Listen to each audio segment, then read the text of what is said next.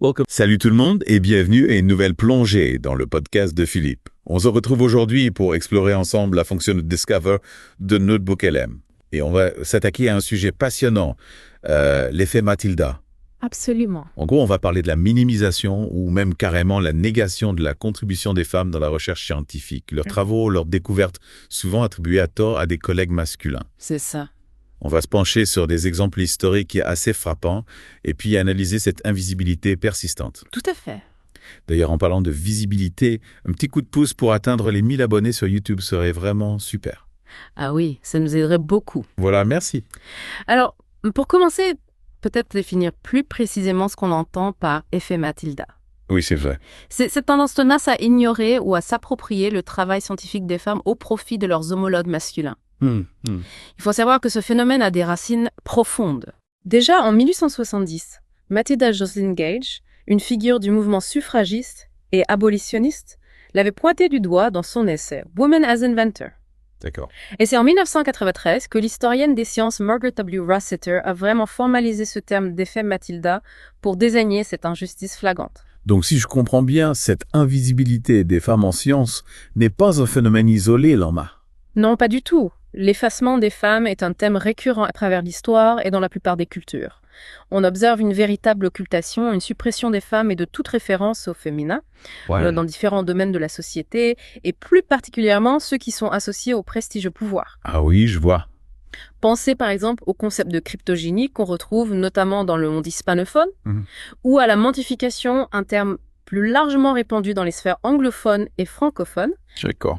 qui désigne l'appropriation par les hommes de domaines entiers, que ce soit des techniques, des sciences, du sport, de la culture populaire ou même de la politique. Et ce surtout lorsque ces domaines commencent à rapporter du profit ou de la reconnaissance. C'est intéressant ça. Oui. Mais du coup, concrètement, comment cet effacement se manifeste-t-il?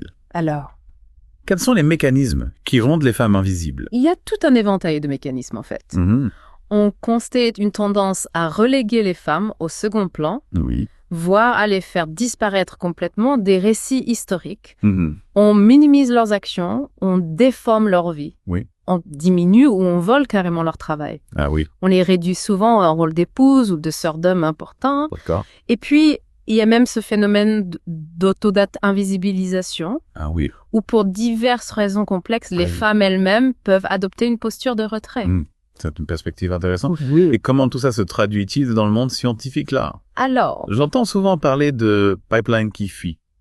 oui, cette image du pipeline qui fuit est assez parlante. Elle illustre bien la perte progressive des femmes à différents stades de leur parcours dans les sciences. Au niveau mondial, les femmes représentent environ 32% des diplômés en sciences et technologies. Bien sûr, ce chiffre varie selon les disciplines.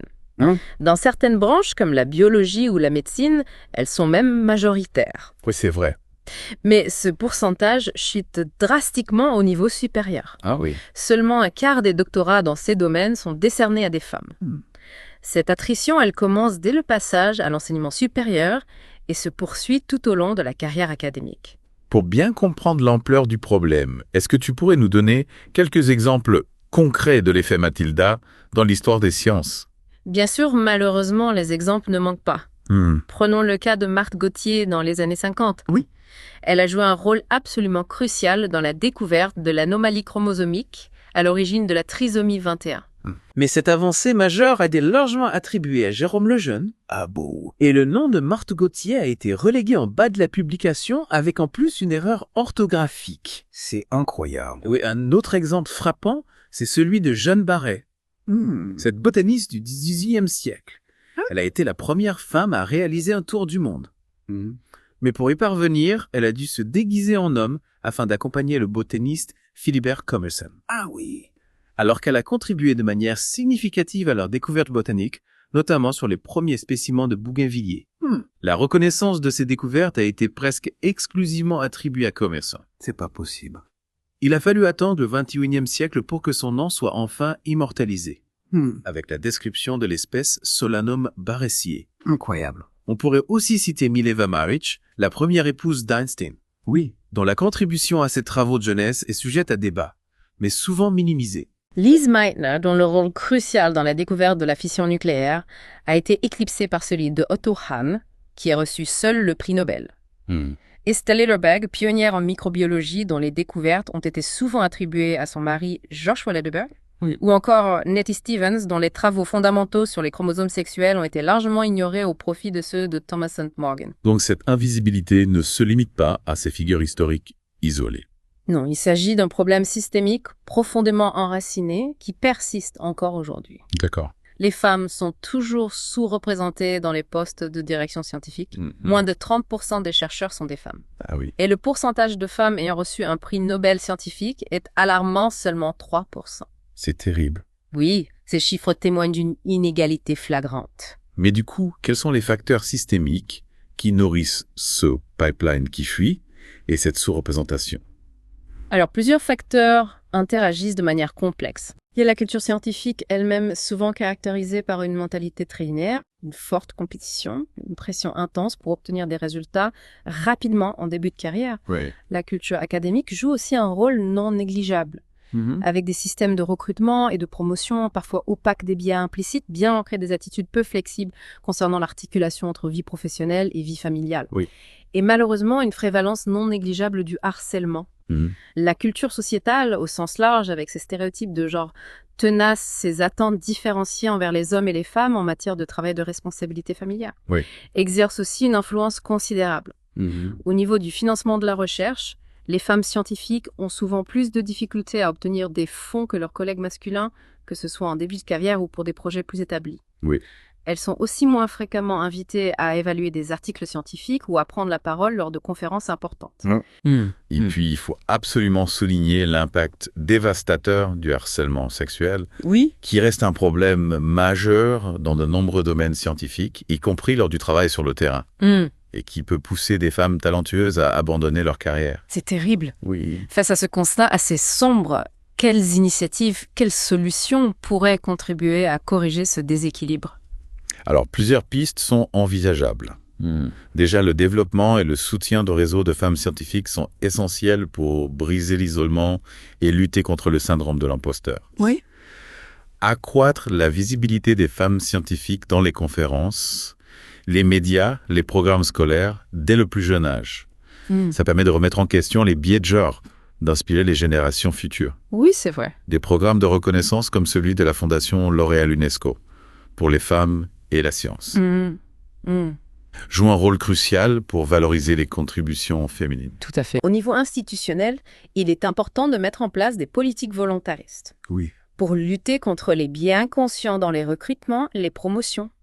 Conditionner l'attribution de financement à des engagements concrets en faveur de la parité, à la mise en place de mesures contre le harcèlement. Ça pourrait avoir un impact significatif. D'accord. Repenser la structure du financement individuel des étudiants, des jeunes chercheurs, pour réduire leur dépendance à un seul superviseur. Ça pourrait leur offrir une plus grande sécurité, une plus grande autonomie. Oui, c'est vrai. Et enfin, il faut revoir les programmes d'études et les méthodes d'enseignement pour les rendre plus inclusifs, plus attractifs pour les femmes dès le début de leur formation scientifique. Merci beaucoup pour cet éclairage indispensable sur l'effet Mathilda et l'invisibilité des femmes dans le domaine scientifique. Que rien. Il est fondamental de rappeler que l'effet Mathilda et plus largement la sous-reconnaissance des contributions des femmes en sciences ne sont pas de simples vestiges du passé. C'est ça. Ce sont des réalités persistantes, ancrées dans des racines historiques profondes et alimentées par des mécanismes toujours à l'œuvre.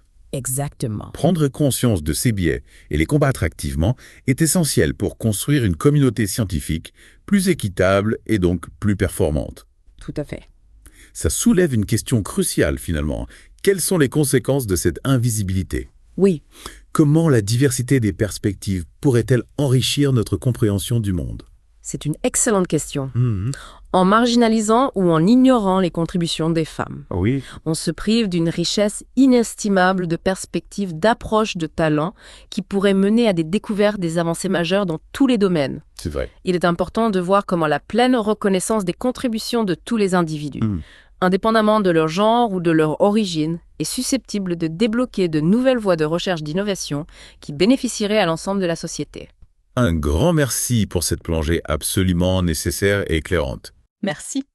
Et à vous qui nous écoutez, on espère que cette discussion aura suscité une réflexion enrichissante. N'oubliez pas que votre soutien est précieux pour le podcast de Philippe. Si ce contenu vous a intéressé, n'hésitez pas à vous abonner à notre chaîne YouTube. Chaque nouvel abonné nous rapproche un peu plus de notre objectif de 1000. On se retrouve très bientôt pour une nouvelle exploration au cœur des idées. À bientôt.